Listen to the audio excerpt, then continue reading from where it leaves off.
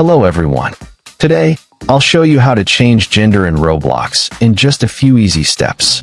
If you're looking to change your gender in Roblox Mobile, you're in the right place.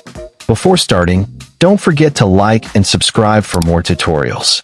Also, check the description box for helpful tools and apps. To change gender in Roblox, first of all, open the Roblox app on your mobile device. Once you are on the main screen, tap on the three dots icon at the bottom right corner of the screen. A new screen will open with different options.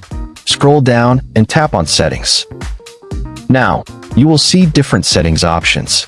From the Settings menu, tap on Account Info. On the Account Info page, you will see your gender option along with other details.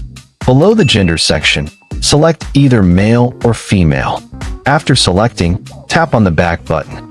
Now your gender will be updated, and it will appear on your Roblox profile.